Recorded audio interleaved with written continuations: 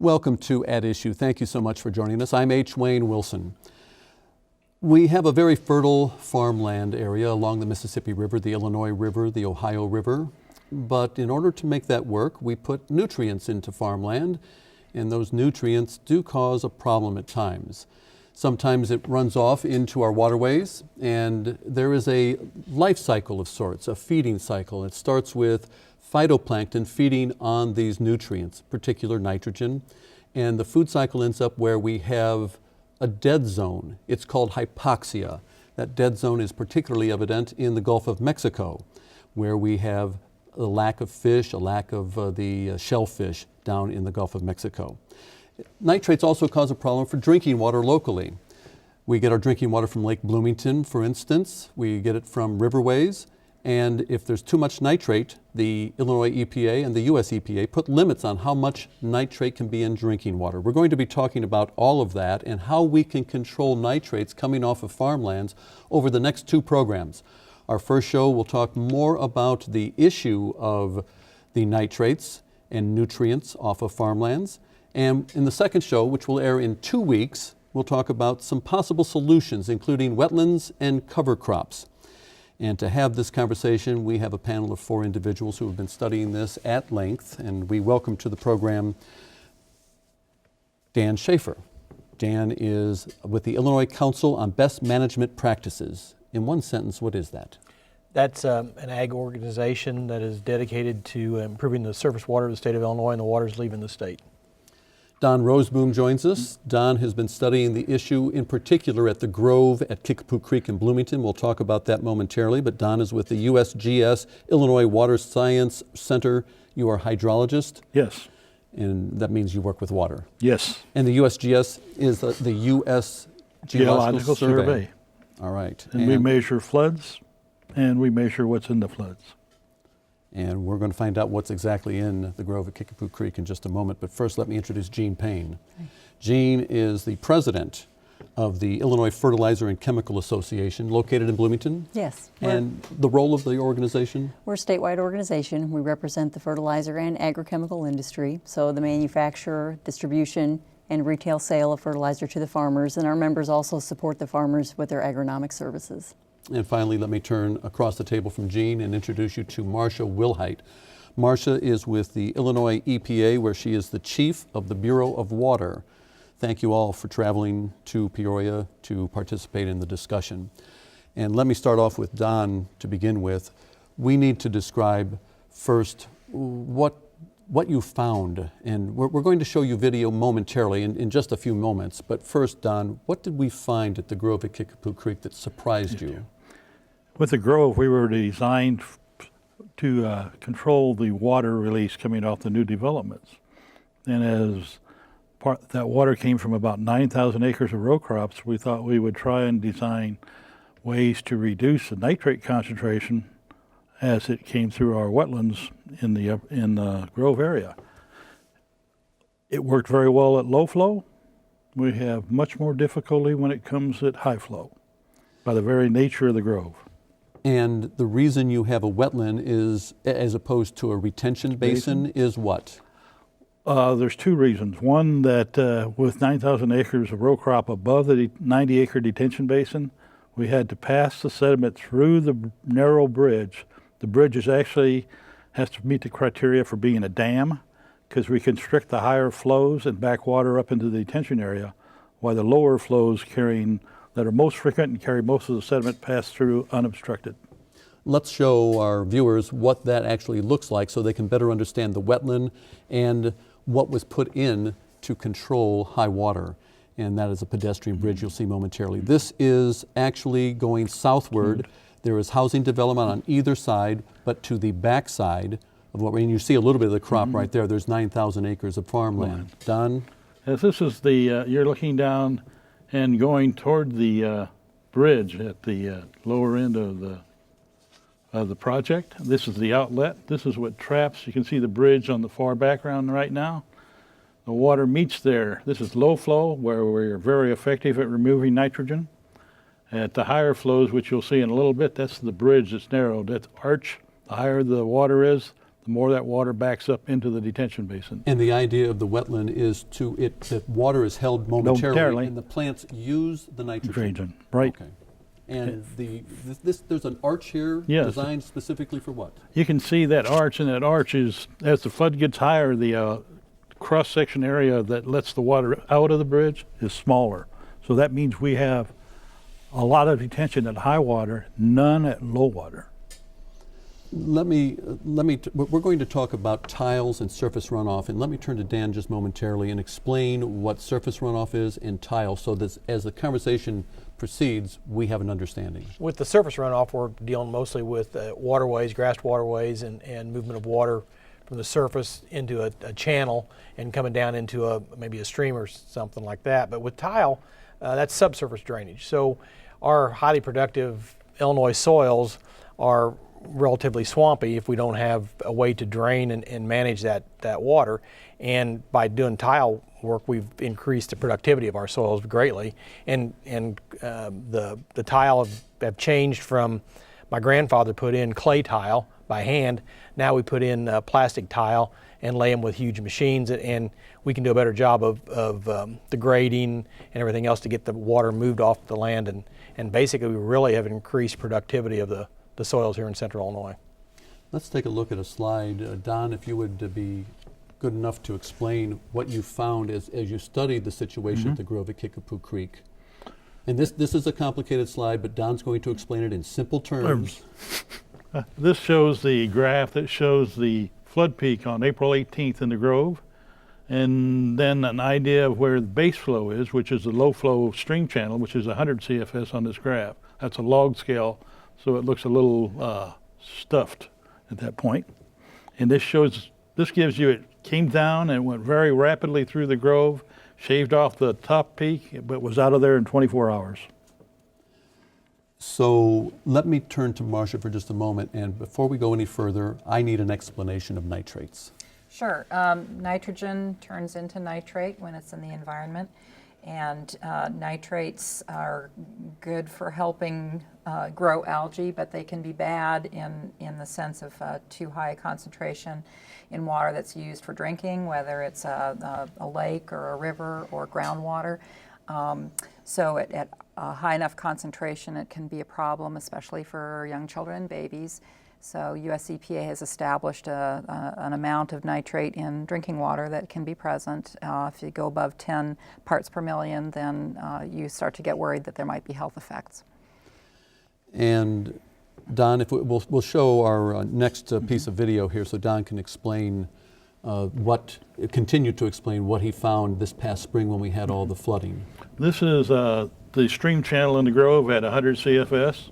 That's cubic feet per second, by the way. That's cubic feet per second. That's a lot of water, but it's nothing compared to a flood flow. We were very effective with the EPA. This is tile flow, and it's a slower flow in terms of less volume. It can come down rapidly, but it's not as much flow as in surface runoff. And you will notice that in that video there was a tile. That's what we're talking about. That's a tile outlet, yes, coming out of a field. So it's basically just a tube that drains water from underneath the farm field. Right. Really good for getting the water off the land, but it also carries the nitrogen or the nitrates off the land and into the nearby waters too, which is what Illinois EPA is interested in. Let's continue with our video choices here. Next up, and Don's going to carry this process as we go along, and we'll take a look at. This is our flood. That same detention bridge is away in the background there, and this is the flood flow at peak. It's 10 parts per million nitrogen, which means it's right at the break limit of the where you'd have some kind of qualifications on it as drinking water. No, that is the Grove. That's the Grove. So we saw the pedestrian bridge in the background, but it was barely visible. That's right. So there was a lot of water going down there. Yeah, and a lot of water stored in there too. So explain to me, we're talking about 10 parts per million. Because of the high volume, does that complicate the issue? When you have that much water running downstream at 10 parts per million, you get very high loadings. The tonnage of nitrogen leaving the Grove, in this case, was 25,000 pounds of nitrogen, about 12 tons of nitrogen coming off that watershed, which is the tonnage is what causes hypoxia in the Gulf, not the concentration. And that's why it's important. You had, on the biggest flood, we had our highest nitrate concentration, and for flood flows. And that's the important criteria. Lower flood flows have less concentration and less tonnage. But the biggest flood we had this year had the highest concentration and the highest tonnage. Let me turn to Gene for just a moment and talk about the Fertilizer and Chemical Association. And we all know that corn, beans need fertilizer. And you, I mean, you want to promote the sale of this, et cetera, amongst other things. So what role do you play in this? You see this kind of a problem. Our industry is always, in addition to representing the people that manufacture and sell fertilizer, the second part of our mission statement has been stewardship, because the people who belong to the IFCA and do this every day have always felt like the way that they ensure their future is to handle these products the right way. So stewardship and management has always been an integral part of what the IFCA does. I think people need to remember that crop production is really a kind of a manufacturing process. You're taking a kernel of seed and you're turning it into a plant that adds tremendous value to the economy, value as a food product, value to the world economy. But farmers have a challenge because they're manufacturing in a system that they can't control. When you think about making a car or a pair of shoes or anything else, you know, that's a climate control system, you know what your inputs are, you know what your outputs are going to be, but we're working in a very dynamic system. Major rainfall events are a huge challenge for our industry.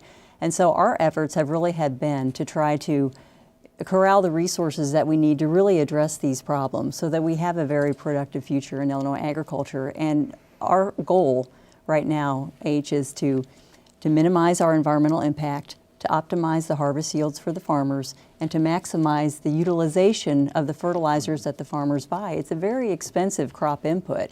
It's expensive to manufacture, takes a lot of distribution and logistics, and so we want to keep it for the crop.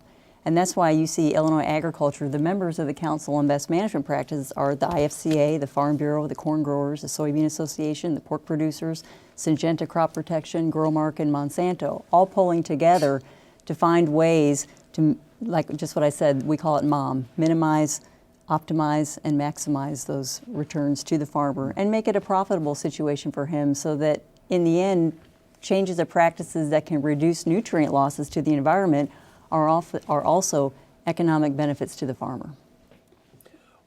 When we look at what Don's showing us there, we're coming off of 2012, a drought. So we don't fully understand why there was that much nitrate in that surface water. Normally we would be looking at some nitrates coming out through the tile line. So Don's, what he's showing us there is something brand new. The drought of 2012 really kept giving, basically, because it kept giving us nitrogen back. We did a program last fall, the NWatch program, that we went around through the state of Illinois, and dealers and farmers took soil samples after the harvest to find out, to inventory what was left from the crop of 2012 that the nitrogen didn't go up in the crop. It wasn't taken out of the field. So it was left there in the nitrate form. You can't back it up and put it back in the ammonium form. The nitrate form is what's leachable.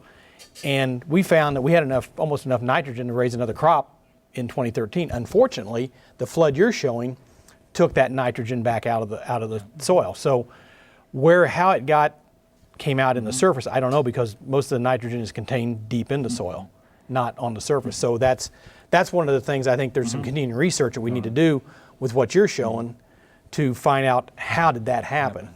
So let me get this so I understand it. Nitrates, generally speaking, are down low in the soil, except for those nitrates that the plant absorbs. Well, by that time, the nitrogen the plant absorbs, but the nitrate, it turns to a different form and sinks into the soil. Right. And so therefore, the thought process is that the tile is where we're going to see the nitrate coming from because it's down low. But surprisingly, that was a shocker. You found it coming off the surface. Water. And let me point out that these are preliminary results. And we have not made a final determination, I should say, the EPA and others, USGS, and not me, has not made a final determination. So when the EPA took a look at this and said what? Well, we supported the research that's going on at Kickapoo Grove and helped with the monitoring design and whatnot. As Dan said, these were surprising results based on what we'd seen, because the research that Illinois EPA has been shown as we think about a statewide strategy for managing nutrients to keep them on the land and out of the water, did focus an awful lot on the fact that nitrates get into the tiles and get into the nearby streams, and that is a primary mode that happens. And an awful lot of the correlation we see between high amount of nitrates getting into the rivers and lakes correlate with tile drained areas of the state. So to see big results coming up from surface overland is something that needs to be explored more. It's really just some preliminary research at this point. In going back to the grove at Kickapoo Creek, this was an effort, the 90-acre wetland was an effort to experiment, may I call it that? Well, research. I mean, I think a lot of what Illinois EPA provides funding for is demonstration. What kinds of conservation practices are going to be effective in reducing nitrate, in reducing phosphorus, other types of pollutants that we get from what we call non-point source pollution. We have funding assistance that we provide for doing those kinds of demonstration projects. So that was part of what this grove at Kickapoo Creek was involved with. And that came from the Clean Water Act? Right. Yeah, we get, Illinois EPA gets a grant from US EPA that we then turn around and provide grants to people in Illinois to do demonstration projects on how to reduce non-point source pollution. And Don wanted to add something, but let me That's point that out. 319 program. Yeah, 319 Section program. 319. And this was a partnership, actually, the City of Bloomington, EPA. Department of Agriculture, Department of the DNR. DNR? They also were involved in monitoring. So there was a lot of evidence that this large wetland would at least help reduce the amount of nitrates because the plants in the wetland would absorb those nitrates and use them. But when this flood came... It was when the flows are slower and at the lower levels, it's quite effective. We take it up in the prairie that's along the stream. We take it up in the wetlands. But the flood just comes too quick. There's no time for plants to take it up. If many of you, in fact, everybody should recall the spring flood, and we're going to show you some evidence of that from the Illinois River and the Kickapoo Creek. And does this, I mean, we've been talking about the grove at Kickapoo Creek, but here in this video we're about to see from Peoria, what do we talk about with nitrates here? This is up on River Beach Drive south of Chillicothe. Now, this is the high flow event. This is the largest flood the Illinois River has ever experienced since about the 1800s. Flood of record, USGS was out there gauging this thing, and it was a beast. And here is Kickapoo Creek in Peoria. It is fully flowing and out of the banks. This is a tremendous amount of surface water coming off. Tidal flow is a very small part of that surface water, because the flood is primarily driven by surface water runoff. And so, therefore, the idea was, well, tile flow is a small amount, so when we have these big floods, nitrates shouldn't be an issue. Nitrate concentration should be very low. And that's not what we found. Does the EPA look at the floods in a particular way? Typically what our concerns are with floods are not necessarily the nutrients, although it is now. It is, yeah. We're looking at impacts to, frankly, drinking water plants and wastewater treatment plants in a flood event. Certainly we know that when you have a lot of overland flow in a flood, you're getting the soil that gets into the water along with what it's attached to the soil, phosphorus and whatnot. That hasn't, the nitrate hasn't been the big focus on a flood event previously. What are you telling farmers from the association's point of view with regard to the nitrates in these, especially in the high water events? Right. Well, we know that Illinois, being located in the middle of the Mississippi River Basin, has always been, since they've really been looking at the hypoxia issue, one of the states that has been a contributor of excess nitrogen losses. So when agriculture in Illinois recognizes that, this comes age at a time when, unfortunately, our state is burdened with budget issues. And so at a time when you need resources to address these problems, so you get good people like Dan Schaefer out there working, how do you come up with the resources to do more research and to invest in programs that that we can continue to educate and find the practices that minimize the nitrogen losses to keep it for the crop? So the industry, all the farm groups supported changes to the Illinois Fertilizer Act, where we added an assessment for every ton of fertilizer sold in Illinois. And I want the farmers that are listening to know that the state cannot take money from that fund. We privatized it with the blessing of the Illinois legislature, so that when we raise the tonnage fee to 75 cents per ton, that money is held by the agricultural industry. We control how it's utilized, and we're funding some really interesting research and education and outreach, such as the Keep It for the Crop program. So I'm really proud to be part of an industry that can work together and have the vision to secure what we need to do to make Illinois a leader in solving this problem. And I want Dan to address Keep It for the Crop in just a moment, but we have some more video and slides. We have a slide here that Don needs to address with regard to the record flood that occurred last spring in central Illinois. Pay attention to that big red box there. That's the graph of the flood at its highest stages. The black line is actually the nitrate load that came down in that larger flood. This was the biggest flood we've ever had. The key point about this is the nitrogen concentration was over 6 parts per million. 6 parts per million is very high if it came from tile, because tile water at that flood of that size is only 2 to 4%. And let's also look at some video of the Mississippi River as it nears the Gulf of Mexico, just to show you the amount of water down there. And we're going to talk about hypoxia in just a moment. But Don? You can see a ship in the background even. This is not your typical river delta. This is a shipping canal for ocean-going vessels as well. So when the water hits, the big floods hit the shipping canal, it's a fire hose kicking that water even further out into the Gulf. So you have a combination of a major flood with a high nitrate load hitting a nozzle, and you can see from the next graph that we have, it goes a long way out into the water.